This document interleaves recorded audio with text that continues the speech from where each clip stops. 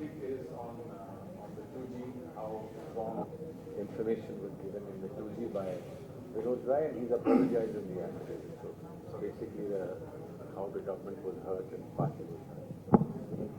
Good morning. Sri Salman Khurshid is here to brief you about the 2G spectrum and Vinod Roy's apology. So we welcome Mr. Salman Khurshid. Good morning, ladies and gentlemen. It's the festival time. I've just finished with Diwali in Delhi and come back here after many months or years. I have a chance to be addressing the media at the PCC in an ordinary press conference.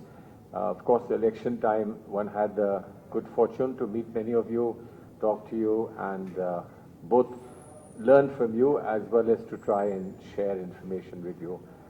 The AICC has asked us, several of us, particularly those who were associated with the UPA2 government, to come across to state capitals, to the PCCs, and speak to you, to the media, on a very important subject. It could have been done from Delhi, from the AICC, but because of the peculiar nature of the subject and its great importance to the country and to the Congress party, and the impact, negative of course, that it has had on both the country and the Congress party, we were urged to actually come personally, so that if there were any questions, any local understanding, we could be able to address that. Essentially, we are focusing on the affidavit dated 18th of October, and the office will make the affidavit available to you. Affidavit that has been filed in court by Shri Vinod Rai, who was the CAG during the 2G spectrum issue, when the issue was raised. It was raised by different people for different points of view, but particularly by the CAG in its report. And I think that report has been comprehensively debunked. 1.76 lakh crore loss to the exchequer is what the report of Mr. Vinod Rai had suggested, that this was the huge loss. And you know the context. The context was that instead of an audition, the audit had said that instead of bids being invited for the sale of 2G spectrum, the 2G spectrum was given on first come first allot basis, and that caused this 1.76 lakh crore loss. Now we all know, and we argued vehemently at that time, that every time you give a tax benefit, every time you give a moratorium, or every time you give a tax holiday, which is a well-known instrument of modern economics and of development, you can argue that some money has been given away. So if you reduce the tariffs on anything, if you reduce from 10% to 5%, somebody can argue that 5% of the money has been lost to the exchequer. We argued and argued and argued to establish that this is a wrong way of looking at the allocation. But unfortunately, as it happened, the CAG report suddenly became an extremely important report. These reports are filed every year. Several reports are filed before Parliament. Nobody even hears about it, and I'm sorry to say that they don't even receive any particular attention from the media, etc. But this report became a live wire. And as you know, public discourse in the entire country and the political allegations that came in light of this report became excruciatingly painful. Then, of course, the Supreme Court was convinced, there was a bench of the Supreme Court that was convinced that whatever is being said is serious and it requires thorough investigation, and therefore decided to monitor the investigation by the CBI and also monitor any proceedings that may happen in the other courts. So much so that virtually the Supreme Court took away the right of the High Court to interfere or intervene at any stage, including the stage of granting of bail on the accused and so on. And this became a runaway crisis for the government, UPA 2. It was followed by, as you know, the big protest that was organized by Mr. Kejriwal and his colleagues, Anna Hazare and company, etc. And that became the focus of all public discourse. And at the end of the day, virtually paralyzed the government, UPA 2. So today, when the former CAG, Mr. Vinod Rai, tenders an unconditional apology for what? Unconditional apology for having said on various occasions, including when his book was released, Mr. Vinod Rai's book was released, that he had said Mr. Sanjay Nirupam of the Congress Party had interceded with him to exclude the name of Dr. Manmohan Singh from the allegations that were being supported by the CAG. Now let's not forget, Dr. Manmohan Singh has just recovered from a bout of dengue fever. 18 days he was in hospital. He's now back home. 2 days ago he came back home. We wish him well and we wish him a long and healthy life because we do believe sincerely that he has made the greatest contribution to India's modern economy and is a person of unimpeachable integrity and a person of true humane characteristics. So Dr. Manmohan Singh had to suffer.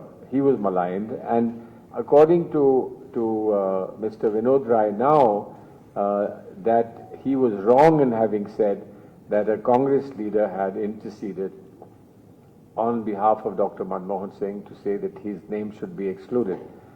There was no such thing that happened. There was no truth in it, and that's what Mr. Vinod Rai has apologized for and has given an affidavit to this effect. Now the issue really is that if Mr. Vinod Rai had so blatantly and so casually played with the reputation of so many people, particularly of someone like Dr. Manmohan Singh, and today he says an affidavit that I was never asked by anyone to protect or save Dr. Manmohan Singh. How do we know that other things that he said were truthful? Because everything he said comes under a question mark. And not just by us saying that he has made one affidavit and he has regretted one statement that he made, but because this should be seen in the context of the judgment that was passed by Judge O.P. Saini in the trial of all the accused in the 2G Spectrum case. What did Judge O.P. Saini have to say? He wrote a judgment of 1,522 pages, a huge volume. And what does he say in his judgment? He says, and he concludes by saying that he had absolutely no hesitation in holding that the prosecution has miserably failed to prove any charge against any of the accused made in its well-choreographed charge. Please come. That is being made in a well-choreographed charge sheet. Now, you are all masters of words, and you know what the impact of that phrase should be, well choreographed. So somebody has almost designed the theatre of allegations against the then government, UPA 2, and this is now falling apart. First, because the trial court has rebuked and rejected it. There has been an appeal, of course, before the High Court, but the appeal is lying there. Nothing has happened. And subsequently, in the special presidential reference to the Supreme Court had clarified that although they were not dealing with the 2G spectrum, they asked the government, I was then law minister, they asked the government, let us leave the 2G thing out because it's already being dealt by courts, but we will consider your issue as to whether the auction is the only way of distributing whatever is to be distributed by way of a government handout. And the court came to a conclusion that the auction may be suitable in some cases, but it is not necessarily mandated that it should be an auction. There are many ways and many circumstances in which whatever opportunity can be given by government is given. So Supreme Court in the presidential reference, the trial court in the judgment of the trial court, and now of course I need not tell you about the repeated efforts that were made in Parliament by parliamentary committees to unravel this whole scam. The scam not being of having given spectrum, but the scam of having created this fictitious story, the fraud of a fictitious story around the functioning of UPA 2. And I want to mention all the very eminent people, but just before I mention that, I want to also point out that this is not something that Mr. Vinod Rai has discovered suddenly, that he's discovered the reality and the truth, because his own number two, one Shri R.P. Singh, who was the principal 2G spectrum auditor, and he was the Director General of Audit, Post and Telecommunications, had submitted his findings to the CAG headquarters that there was no truth in the allegation about the 2G spectrum, and instead of paying attention to his report, he was summarily shifted and he was removed from the position he held. So this game is obviously had been going on for some time, and we must recall, I guess one should say with giving them some credit, but credit is the wrong word in these circumstances.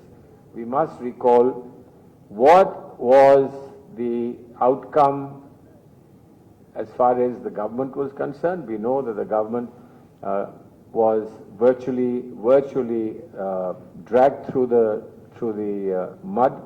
The government finally, for a variety of reasons, could not succeed in the coming elections. And the consequence of that, we see today, the government that has been installed. But there were other people involved in the agitation. And let us see where they have reached. There was General V.K. Singh, who had a problem about his date of birth. General V.K. Singh, having served as Chief of Army Staff, he had a problem, he wanted to carry on, and I guess he had a grievance against the government for not having giving him extension. He is now, of course, a minister. Srimati Kiran Bedi, who was first put up as a face of the BJP for the Delhi Assembly, then made Lieutenant Governor of Puducherry and was able to demolish a Congress government in Puducherry. Then there was Baba Ramdev, whose yoga we all have no fight with, but he continues to do well as far as his commercial projects are concerned. Anna Hazare ji has disappeared, with great respect. I had a personal meeting with him during that agitation, which he did not have the courage to admit publicly. And in that meeting, he had very, very cordially said to me that all he required was a commitment for certain kind of benefits to be given to the poorest people in the country. And he would even be ready to campaign for the Congress. But under pressure of his colleagues, then he couldn't do so. And he reneged on whatever he had said. Now, where is he? Whatever is happening in the country today, whatever happened during COVID, whatever has happened with the various commercial deals that are happening, the monopolies that are being created, the sale of everything in the country, where is Mr. Anna Hazare is a question that we can ask. Then there was, of course, Mr. Arvind Kejriwal, who is leading the band, who's done pretty well for himself, has become Chief Minister of Delhi. Clearly, the theatre was orchestrated by the RSS, the BJP, and they have done well in having got themselves installed in government. So the whole game of fighting corruption comes under a big question mark. If somebody fights corruption unsuccessfully, there is no harm. But there should be some signs of consistency in that fight. The fight was focused on the Jan Lokpal. The entire debate happened on the Lokpal. The theatrics happened on Jan Lokpal. Now there is a Lokpal, and I think most of us don't even know what the Lokpal does. There was a Lokpal within the party, within the Aam Aadmi Party. That Lokpal has also been backed off. So the fight itself for Lokpal, nothing is left of Lokpal.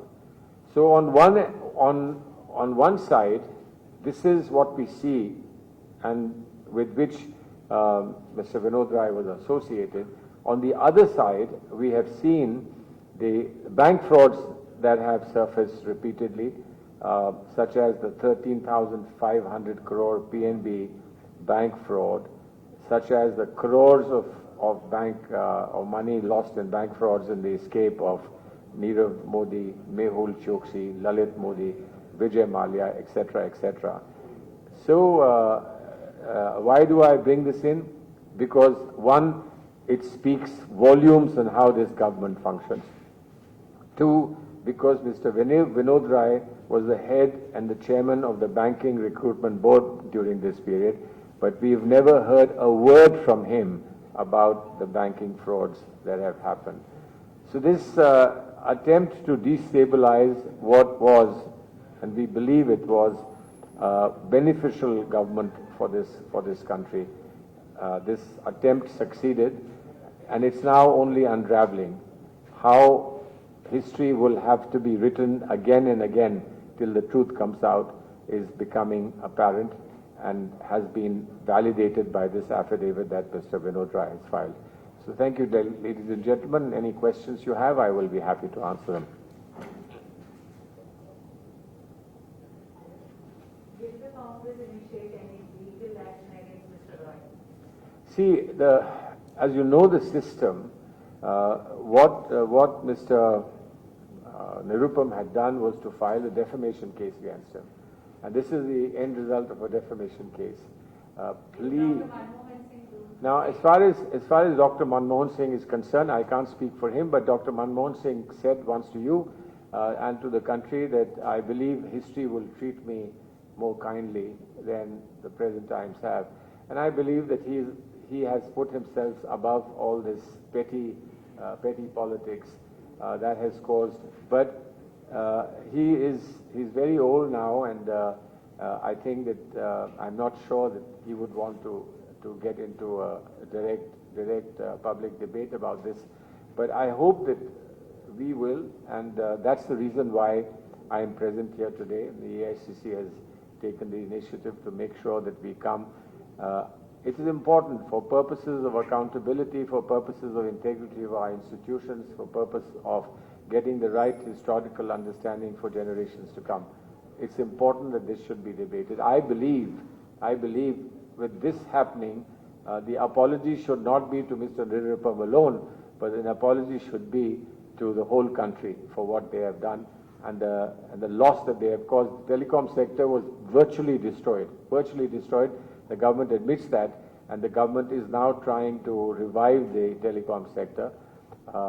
But along with telecom sector, many other areas of potential investment were completely lost because people lost faith in our institutions. And that is really a very sad commentary on our times. Mr. Thomas says he's working on behalf of the BJP. Well, he was either mindless and he was just doing it because he was doing it, or he was doing it in concert with somebody.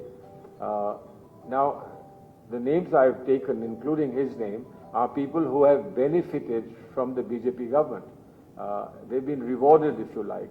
So I think the BJP certainly feels that they were operating on its behalf and were delivered power to the BJP, as it were.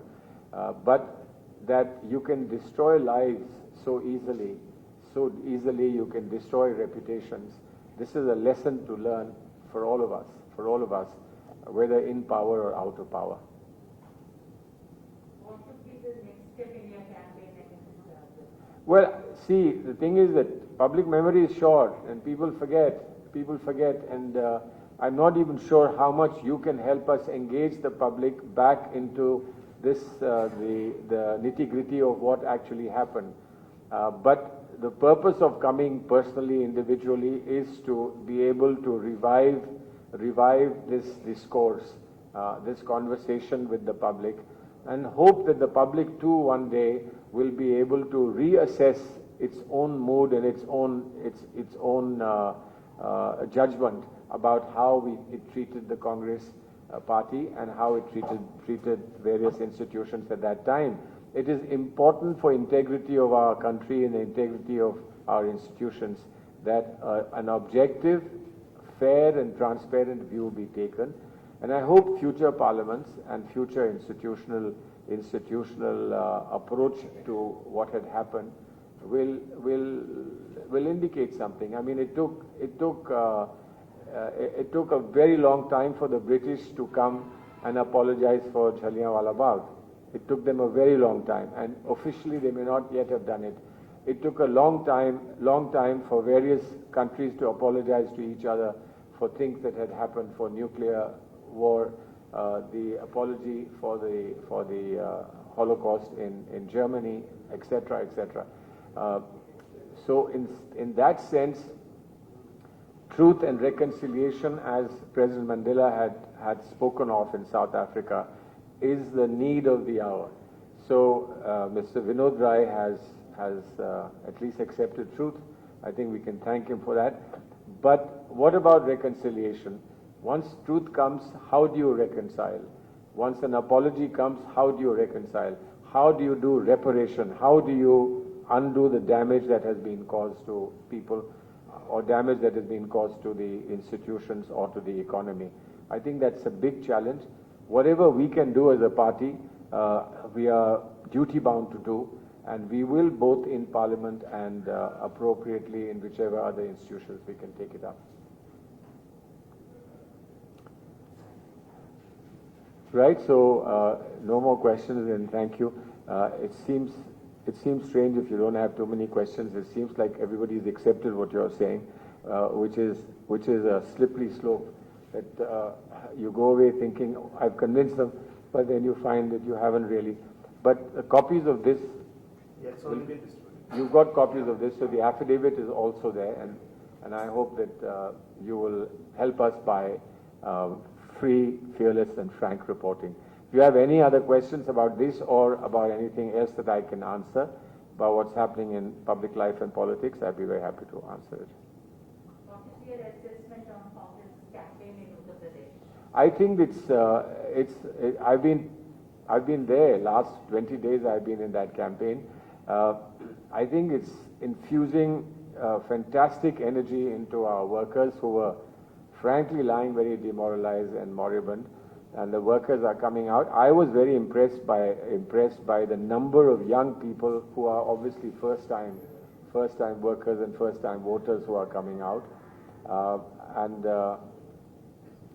Srimati Priyanka Gandhi genuinely believes that the 40% commitment for women candidates is a game changer for society, not for the party alone, but for society, and that in a kind of a feudal, divided, casteist society that UP had become, that women can ride above everything and give a new hope and complete change to society in Uttar Pradesh.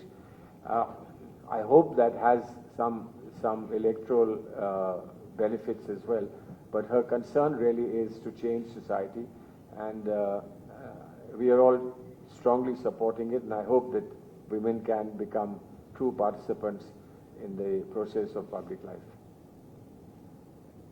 Do you think this overt exposure of religious matters like Ayodhya or now Kedarnath is going to have an impact on us? See, let me put it very clearly. Because you mentioned Ayodhya, on the 10th of this month, I've done a book on Ayodhya which is being released on the judgment in Ayodhya. And a lot of people asked me, Karan Thapar interviewed me and asked me questions that, I was being too kind to the Supreme Court, that I was not being critical of the Supreme Court, etc. I believe, and I hope that all of my colleagues believe, that time has come for a closure. Whether I gain an inch or I lose an inch, the important thing is that the nation must survive, and there's a time for closure. The time of closure is also that you can't carry on doing what you have done. On the other hand, you can't keep complaining about something that has happened. The question that you ask about religious symbolism or preoccupation with religion is something that we encounter all the time. We encounter it all the time. There seems to be an expectation from the ordinary citizen, ordinary voter, that the person who represents them or heads the political party that reaches out to them has good, clear religious credentials. Now, Mahatma Gandhi was also very religious. We know that. Mahatma Gandhi's bhajans were part of religion, but it transcended religion and reached out to all religions. That was Mahatma Gandhi. For us, a portrayal of religion, of the majority religion of Hinduism, there is no better symbol and no better advocate and no better teacher and no better prophet, as it were, than Mahatma Gandhi. But the more aggressive versions, as it were, of religion have been packaged by various people, particularly people from the other side of the political divide. I think we have to show both understanding and a balance. And the balance is that you either visit people from all religions and all religious places, or you go to none. Now, there's a difference between Congress leaders going to religious places. They don't pick and choose. They go to religious places of everyone. Not quite the thing with the Prime Minister. I mean, there is a difference. And I believe that there must remain a difference. And religion is ultimately a private affair. It should remain as private as possible. And food, job security, and a homestead is a matter that should be of a public nature and should be debated and discussed publicly. But I think you have to, knowing Indian society, you have to find a balance. And we cannot be oversensitive about somebody else's religion. Everyone's religion must get equal respect and equal consideration. I hope that will work for our country one day. It's important that it should work for our country that way. Right, thank you very much. I'm grateful for so many people having turned up the next day after Diwali, so you're still probably groggy and a bit sleepy after having enjoyed your evenings with your friends. So thank you very much. Would you like to say anything? No? Okay, all the best. Good luck. Thank you.